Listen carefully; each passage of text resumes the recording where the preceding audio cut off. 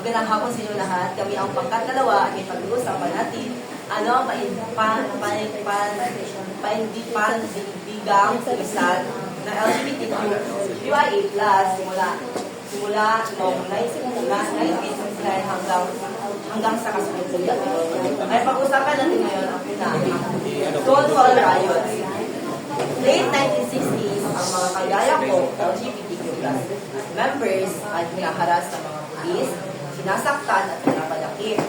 Dahil doon, may isang taong gumawa ng isang bar. Tinatawag itong Stonewall Inn Bar. Isang gabi, nilate ito ng mga pulis. Ang ina-expect ng mga pulis na ang mga LGBTQIA+ ay matatakot, pero ang LGBTQIA+ ay lumaban. Simula nun, maraming LGBTQ+ ang lumaban. Maraming mga march, mga organisa na nagpalaban sa LGBTQ+. Dahil doon, makalipas ang ilang taon, nagkaroon ng unang Pride March. Nangyari ito ng June 28, 1970, exactly date kung saan nangyari ang Stonewall Riots.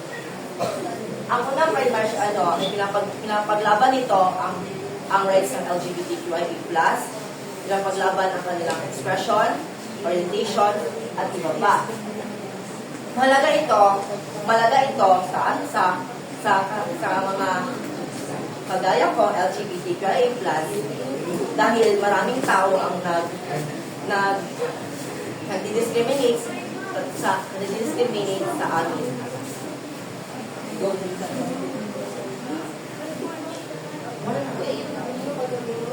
Pagkatatag ng Gay Liberation Front. Pagkatapos ng Stonewall Riot sa New York noong 1969, naitatag ang Gay Liberation Front. So ang layunin nila is ipaglaban ang mga members ng LGBTQ+. At ang mga diskriminasyon is labanan. Halimbawa nito, dito sa Pilipinas, si Danton Rimoto, isa siya sa nagtatag ng London Parties. So, ang layunin niya rin is, parang Gay Liberation Front ay paglaban ang mga party ng homosexual. So, kung ano yung layunin ng Gay Liberation Front, yun din ang layunin ni Rimoto at sa kanyang London Parties. Ang Gay Liberation Front, ito ang unang grupo o kilusan na nagtatag or mas ipinaglaban ang homosexuality. American Psychiatric Association tinanggal ang homosexuality sa listahan ng mental illness noong 1978. So, di ba, sa mga normal na tao or sa mga female nilang gender is ang ginabilib nila before is ang homosexual or ang party ng homosexuality is mental disorder or may sakit na baliw daw kapag party ka anak. So, ang APA or American Psychiatric Association is po or formal nilang tinanggal sa listahan ng mental disorder ang homosexuality. Ang World Health Organization naman is parang katulad siya ng APA.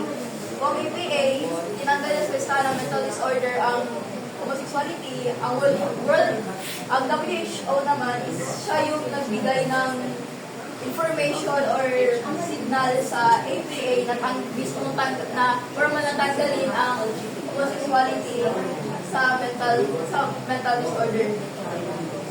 Pagsubo ng lesbian, feminist, at woman liberation noong 1970. Ang pagsubo ng lesbian, feminist, ay masama ba? Ang pagsubo ng lesbian, feminist, at woman liberation noong 1970s ay isang mahalagang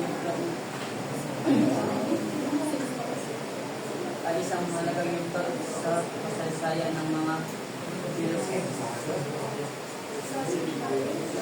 bilis ang pagkababaihan at LGBTQ+ sa Pilipinas. Ang mga bilasan nito ay nagkaroon ng malaking epekto pagtanggap at pagkilala sa mga karapatan ng mga kababaihan natin. Noon nag-grupo nagsimula na grupo na LGBTQ. May idea ng imula grupo na natatawag na at ibinang collective scientific of Filipino o LCP. At dalawang question sa babae sa dasi. At nalalang ko yan pasan at iba. Bakit?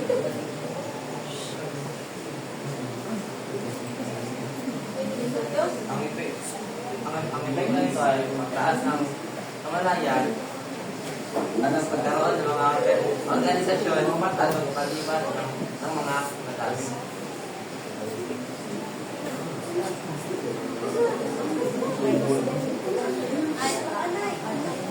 Kasunod naman ay AIDS cases at pagsusubok ng activism noong 1981 to 1989. So noong 1980s, kumalat ang HIV at maraming tao sa LGBTQ community, lalo na ang gay men na naapektuhan. Dahil dito, kulang ang tamang informasyon at babagal ang tulong mula sa gobyerno. Maraming nagkakasakit at natatakot at Noong 1987, itinatag ang Art Up upang paglaban ang mabilis na aksyon ng gobyerno, tamang informasyon at access ng gamot. Sa panahong ito ay nagpapakita ng laban ng LGBTQ rights ay hindi lang social o legal, kundi pati na rin sa kalusugan at pantay-pantay. Pila ko na ilang dahil mo siya ang HIV, mag-transfer siya kung mabilit na sa tawag ng HIV. Ang HIV, isa na siya HIV dati. Ang HIV, SIV sa siya dati. Ang SIV, meaning kay Simial Immunodeficiency Virus, which is, ikan siya sa mga unggoy. At ang SIV na to siya, nalagyan na sila many years na jod. So, mga late 90s, ang mga African tribe, kapanghat na sila yung mga unggoy. So, mga unggoy na to, natong ginapangkapon, kaya masabadan sa unggoy.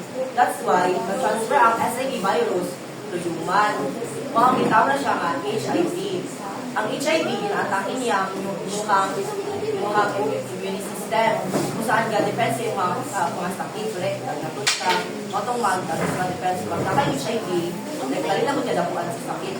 Nakasipun ka ron, matong mag-sakit ko. Wala may protection yung mga lawas sa mga virus.